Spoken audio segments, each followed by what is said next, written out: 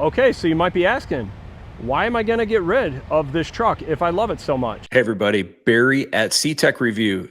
It's been a while since I've done a video on my 2025 Ram 1500 RHO. At the time of doing this video, I've got over 11,000 miles. This video was actually captured about a few months ago. I just haven't had a chance to update you all on the situation with my RHO, because in full fairness, there really hasn't been a whole lot to talk about. Haven't had any issues, everything's good. But I wanted to give you an update of where things are at with the 2025 RHO, the good, bad, the ugly. Something I'm really happy to share with you guys about is I just recently did a video on a 2024 Jeep Grand Wagoneer. I'll put a link down below if you want to see this. That's had seen a very hard life. And this just gave me a ton of confidence, even more confidence than I had in the 3-liter Hurricane. But it definitely makes me feel even better about the future of this engine and the capability of reliability of this engine.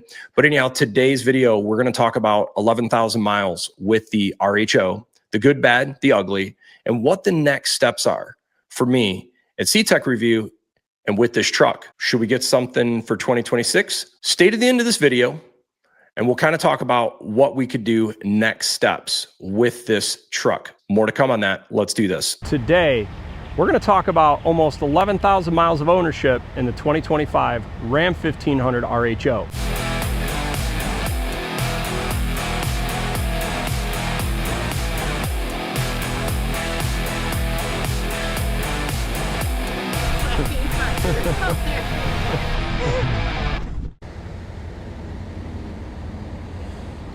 So there it is in all its majesty. Got the truck ready to go to auction. I looked this thing over big time today just to make sure, like, what is there any damage, anything wrong with it? I couldn't find any scratches on anything. This thing looked perfect.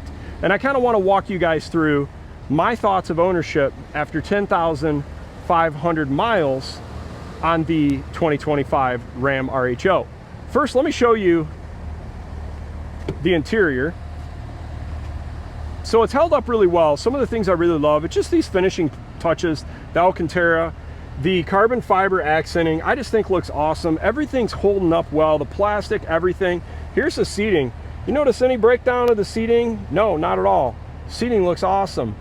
All the materials holding up good. The cooled seats work great. Massaging seat button. Stereo sounds good. Everything. One of my favorite little options right here that they put the satin pedals on here. Kind of see there's the 10,000 miles on this thing. Gonna turn down the air conditioning. It's wicked hot out here, 92 degrees today. Got a bunch of humidity, but just I want to show you after 10,000 miles of ownership, how does everything look with the RHO? Everything's holding up. I don't see any weird areas of paint, interior, cabin wear. We've had car seats in the second row. Everything looks good. All the appointments, just such a premium vehicle. And you know what's funny? I never use these cooled seats in the second row because I always had kids in these seats, but you can feel, I could feel the air coming through there right now, which looks nice. The storage underneath, everything's awesome on this. I really like that you can fold this down if you want. It's just a nice setup. Storage in the floor, really happy. Another one of the favorite options I've got in the RHO. Tires, got 11,000 miles on them, barely look like they've worn, and we've done a bunch of towing. This back step has been a really awesome feature. Everything looks good. These Bilstein shocks are awesome. I've been pretty impressed with this. And here's some other things I kind of want to show you guys. Let's look at the undercoating now. So you can tell it's a little bit dirty underneath here, but I'm just looking for corrosion and just anything that's catching me off guard. And what impressed me was the undercoating from Ram, from the factory. Kind of see, this has been from 7 months of Michigan use. Exhaust system's holding up really well. All the E-coating. I don't see any leaks. Rear differential area. Go up to the transfer case, nothing there. Up towards the engine, all good. There, what you see is the insulation around the oil filter. See-through boots, everything holding up good. Let's go to the front. Check out that beefy skid plate. That's incredible. Front here, everything looking good. Passenger side frame rail. Let's see how the corrosion in the exhaust. Nope, everything's looking good. Heat shield's looking good. No rattling. No problems there. Let's pop the hood. So I did not detail under the hood, but it's not very dirty anyhow. This is what it's looked like from new. But I want you to hear this powertrain. Do you hear any noises?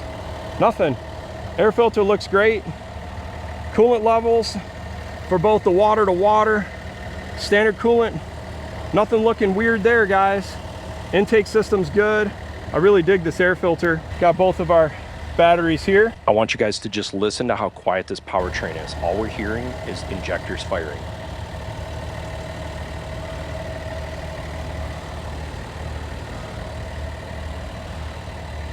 Went along all sides of the engine, front, back, turbos, everything. I don't hear any clatter, wastegate noise, valve train noise, nothing.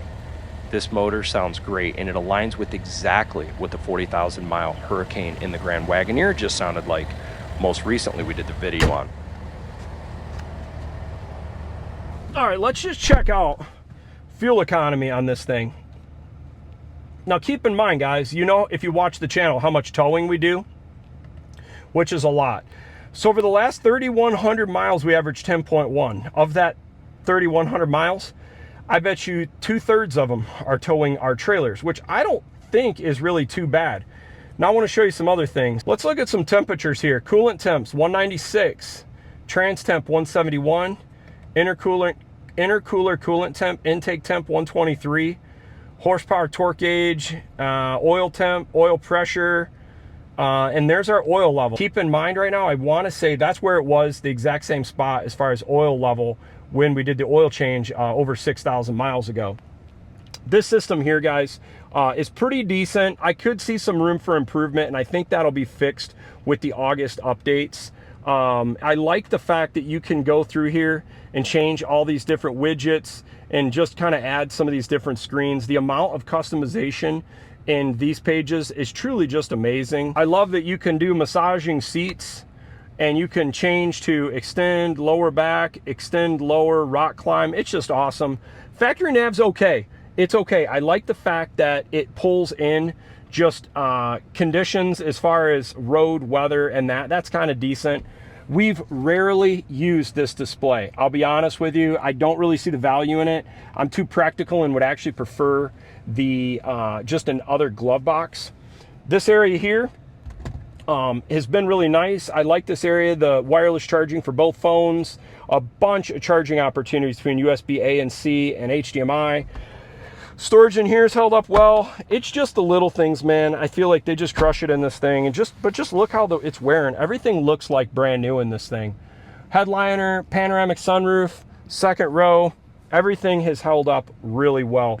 Drive modes. My favorite, definitely putting in sport mode. I think it's the most fun.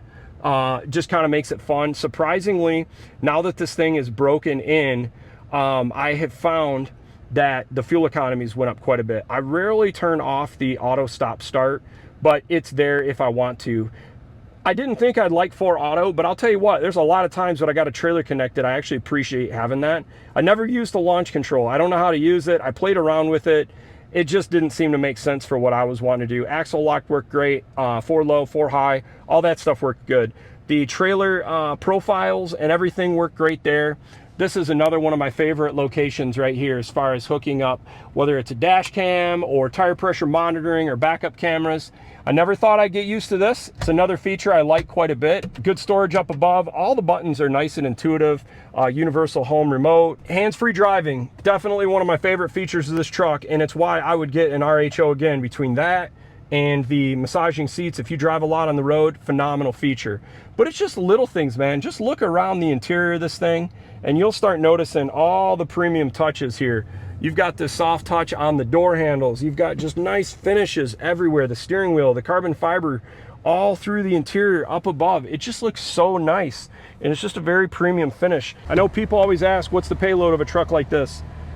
1,357 pounds, and it's got a lot of options. It's got the bed utility group, the panoramic sunroof, level 1. Another feature I like, bed utility group, all that stuff works really nice. Lights inside, cargo. And then if you want to put it up, pretty simple. You can just press this button, or you can just pull it up like that. Both ways works great. So what are my top few things about this truck?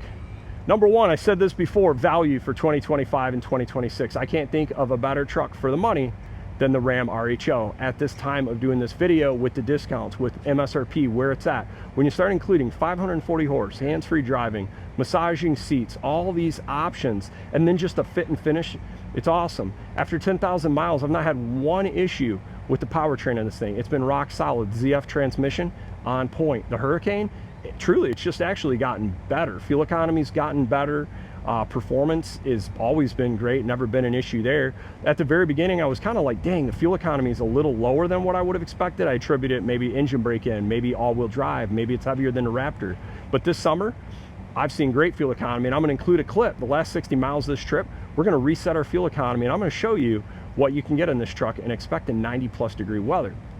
So would I recommend the Ram RHO? Absolutely. I would recommend this truck in a heartbeat. I can't think, like I said, in 2025, 2026, for the money, a better value than the Ram RHO. And if you're interested, I'm gonna put the information for the guys down at Mark Dodge. I've been pretty impressed by working with these guys, straight shooters, and everything's been smooth. I'll definitely recommend these guys. And a lot of other people have had the same sort of experience with them. See, what's my least favorite thing about this truck? Least favorite, at the time of this video, it's before the new updates for the infotainment system. I would say before the August update in 2025, I would say there's a little bit of clunkiness in the infotainment. That would be one area that I'd like to see some improvement, but I think over-the-air updates would make this really, really easily fixed. I wish it was the ability to do two-wheel drive. Not a huge deal, because I do appreciate the all-wheel drive function, but there's two reasons why I'd like a two-wheel drive option more than all-wheel. Let's say you bust a front CV shaft off-road. In a truck like, say, an F-150 Raptor, you can shut off that whole front system so nothing spins. Okay, the stuff's just not flopping around. Other thing, you get maybe a little bit better fuel economy, less wear and tear. But I know they designed all that stuff into when they developed this suspension or the front drivetrain, so it's probably built for it, but I'd still prefer that. The other thing, I wish there was more usability of that huge display with the backup cameras, especially with the towing configuration. I've heard with the bigger mirrors, you do get some of that functionality, but I'd like it with the standard mirrors. Other thing, and I've actually gotten used to this. I won't put it as a knock. It's just more getting used to it. Exhaust sound. It's not bad. It's just not great. If you're coming from a TRX or Raptor R, completely different animal. If you're coming from a 3.5 EcoBoost Raptor, it's not going to be a problem for you. I will say I personally prefer the sound of the Gen 3 F-150 Raptor exhaust note more than this, with some caveats. With this system, I like towing with it more. It's really quiet in the cabin, and I do a lot of long distance towing, so I actually don't mind this at all. The other thing I'm excited to see is more aftermarket support. I can't wait to when more tuning is available to these engines, because I think that's where you're gonna see this engine really wake up. Especially, I just saw a channel recently, these guys are actually doing a Hurricane Dodge Viper, like a second gen or something like that. That's gonna be interesting, because I've heard that the high output Hurricane is capable of 1,000 horsepower with the forged internals and stuff like that. So I can't imagine what some of that tuning make it into a truck like this. If you could get 700-800 horsepower out of this lighter weight configuration than a TRX, this thing's gonna be a monster on the street. The other thing I'm a big fan of is the ZF transmission. Absolutely on point. I have zero issues with this thing. I think it's phenomenal. Oh, and I forgot one other thing. This is something to keep in mind. It's not a knock. I just think it has to be extra sensitive to keep the safety features in check. These sensors, rear bumper sensors, if they are dirty at all, your hands-free driving stuff will not work. So keep that working. All right, let's show what the, I think there's like a welcoming light here. I've actually never tried this. I want to see how this works. I think the lights will come on or something. No, maybe not. These lights, I think, look pretty sharp. There's definitely a distinct look going down the road. The whole new front end, honestly, I think looks awesome. It's got a little bit more tougher look, I think, than the TRX design. You can hear the intercooler kicking on. Lights above look nice. You've got a pretty cool welcoming light here. Let me see if it comes on here. But there's a welcoming light. You can see it at night. The slash goes down on the ground. It says Ram. All right, we're gonna reset the fuel economy right now for this last little loop. At 10,000 miles on the truck, I don't notice any difference in driving on this thing than when it was brand new in It's smooth, quiet, goes down the highway, smooth. Just want to kind of show you guys right here. Check this out. It's consistent. That's pretty good fuel economy going down the road. I got a little bit of a draft right at the moment. I'm gonna back off here a little bit. But the fact that you can get 18-ish even on the highway at these speeds is pretty incredible. What's the other temperatures look like? Well, here you go. Been driving the whole time, 196 degrees coolant. That trans temp, 181. I don't care what temperature it is outside. This trans likes running at 181. Coolant temps, I found that always fluctuates between different air temps outside. But around 100 degrees is pretty standard.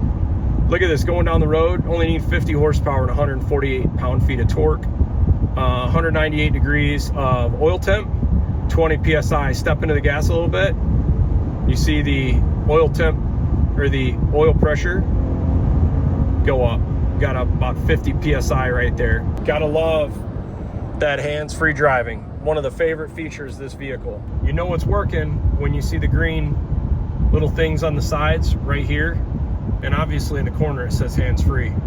There you go, guys, just dropping this thing off here. 16.4 miles per gallon for this loop, not too bad. So for the Hurricane and RHO owners, you might think, Barry, I'm really disappointed in you. You know, you're getting rid of the RHO, you're getting rid of the Hurricane. I'm getting rid of this RHO. Just wait, guys, we got a lot of fun stuff coming on the channel. This is no knock on Ram or the Hurricane engine or the high output or the RHO at all. Wait to see what's coming in the future. We're gonna play around with some stuff in the meantime, but I can tell you right now, this is an awesome truck. I'd recommend it to anybody, and I will be in one again. Pretty wild process here. So this is the final chapter with us with the 25 Ram 1500 RHO. We dropped it off here at Mannheim, auctioned, and it will be set to the new owner, whoever that is. I hope you enjoy it. It's an awesome truck for me. Hope you enjoyed the channel, guys. Thanks for watching.